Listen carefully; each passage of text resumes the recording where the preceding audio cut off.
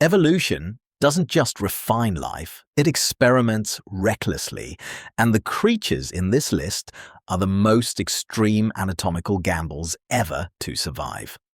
Number 5. Vancleavea campi.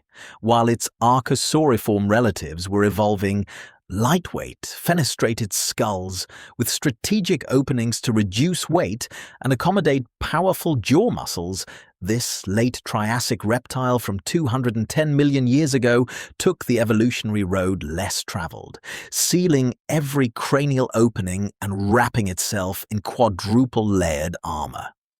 The skull's most distinctive aberration was the complete secondary closure of both the antorbital fenestra, the weight-reducing opening before the eye socket, and the supratemporal fenestra, the opening atop the skull where jaw muscles anchor.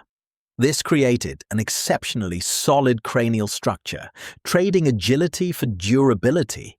Even more peculiar was a neomorphic bone along the snout's midline at eye level, a completely novel skeletal element with no equivalent in any related species.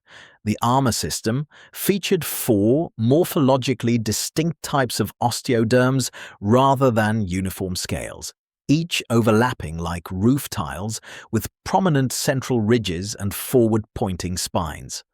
But the most functionally bizarre innovation appeared in the tail's propulsion mechanism, where other aquatic reptiles developed elongated neural spines projecting from vertebrae to create swimming depth. This species achieved the same result by dramatically extending dermal scales above and below the vertebral column, outsourcing the swimming function from internal skeleton to external armor.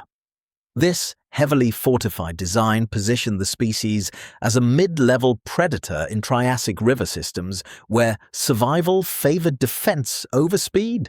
The most dangerous aspect wasn't a weapon, but the commitment to defense itself. 4 armor types and a solid skull made it nearly invulnerable, but unable to flee effectively. While this reptile chose static defense through unprecedented armor complexity, the next creature would solve survival through a single hypertrophied tool that redefined forelimb anatomy. Number 4. Drepanosaurus unguicaudatus. In standard tetrapod anatomy, the forearm consists of 2 parallel bones, the radius and ulna, working in harmony.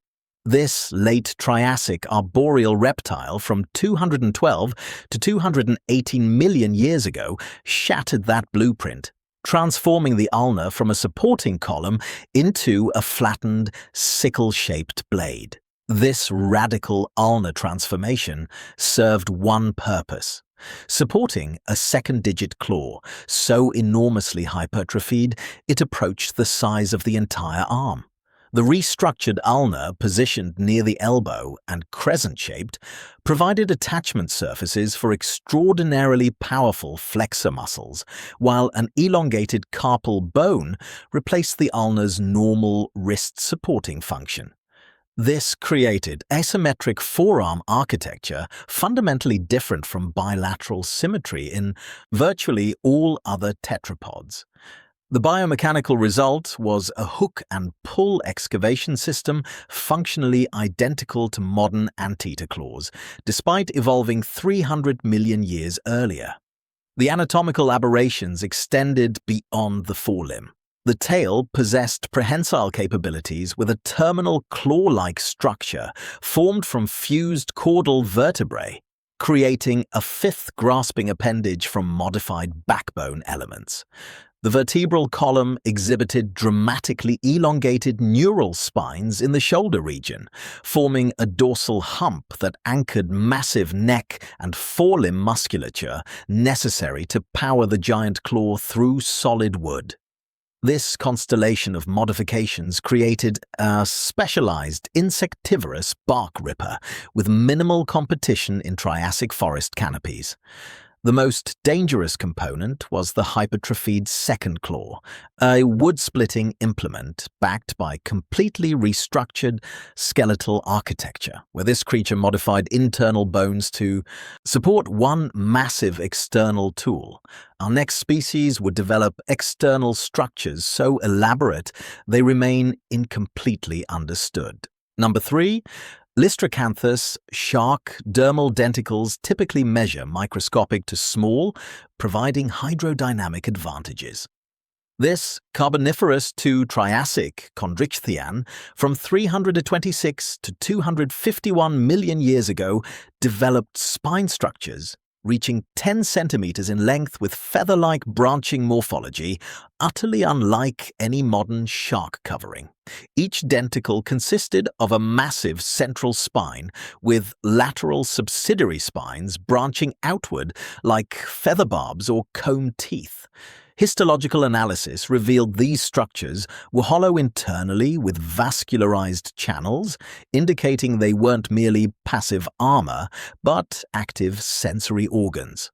The internal vascular traces suggest these feather denticles could detect electrical or chemical signals, functioning as distributed sensory arrays across the body. Surface. The true body form remains tragically uncertain due to the infamous Zangle specimen, a complete fossilized individual showing an eel-like body densely covered in characteristic spines that disintegrated to powder when the enclosing shale dried post-excavation. Based on Zangle's pre-destruction observations, reconstructions show an elongated serpentine predator covered in a bristling coat of sensory feathers. This sensory spine system likely allowed hunting in deep or turbid carboniferous waters where visual predation proved ineffective, occupying a niche analogous to modern electroreceptive rays. The most dangerous aspect combined sensory detection with defensive intimidation. The feather spines could locate prey at distance while deterring predators from attacking what appeared to be an animate pincushion.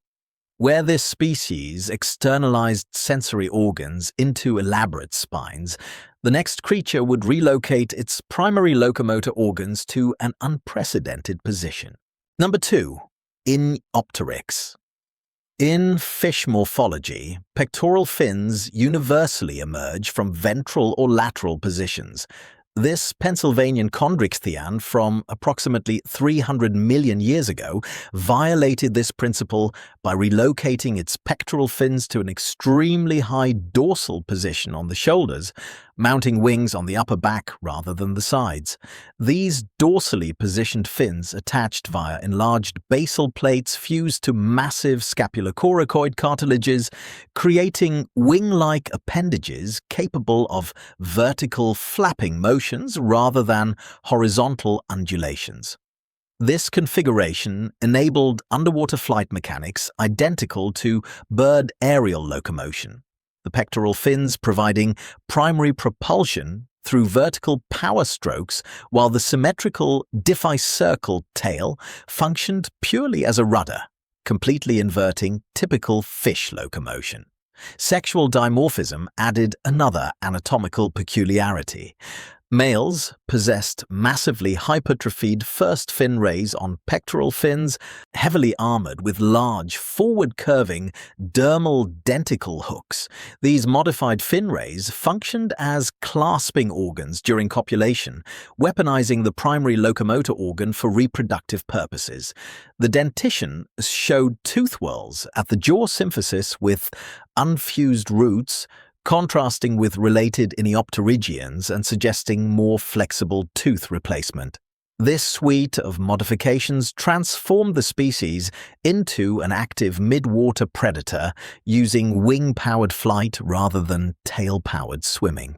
The most dangerous weaponry was the male's dentical armored clasping apparatus, which could inflict serious lacerations beyond its reproductive function. Where this species relocated external appendages to revolutionary positions, our final creature would develop an internal dental system so bizarre it defied conventional tooth replacement biology. Number 1. Edestus modern sharks employ continuous polyphyodont dentition. Teeth develop in conveyor belt rows, emerge, function briefly, then shed. This Pennsylvanian apex predator from 307 to 313 million years ago completely abandoned this replacement strategy, instead retaining every tooth ever produced and pushing them progressively forward into external scissor blade structures.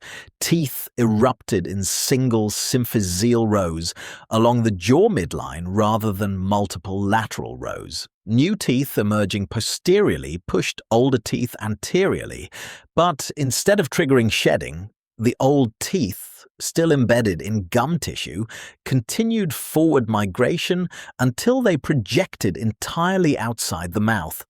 This created curved tooth whorls resembling pruning shears, with V-shaped crowns overlapping en echelon to form continuous serrated cutting edges. Individual specimens maintained approximately 12 teeth per whorl simultaneously, potentially producing 40 total across their lifespan. The jaw articulation proved equally aberrant. The quadrate bone possessed dual articulation points, creating a double gear system allowing the mandibular cartilage to move both vertically and anteroposteriorly.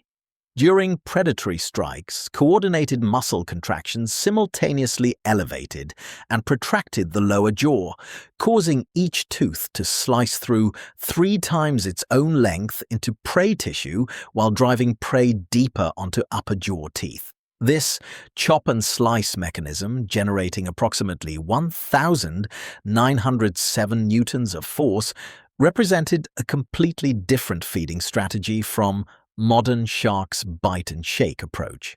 The most dangerous component was the symphyseal tooth blade itself, a self-sharpening biological guillotine that grew continuously throughout life, becoming progressively more lethal as the cutting surface extended. This represented the ultimate expression of non-replacement dentition in vertebrate history. If you think evolution always chooses the most efficient path, this list proves the opposite. From layered armor and warped claws to a dorsal-mounted wings and a living biological guillotine, prehistoric life was far stranger and far more dangerous than we imagine. If you want to keep exploring creatures that broke every anatomical rule and survived anyway, subscribe and turn on notifications for what comes next. The age of evolutionary madness isn't over yet.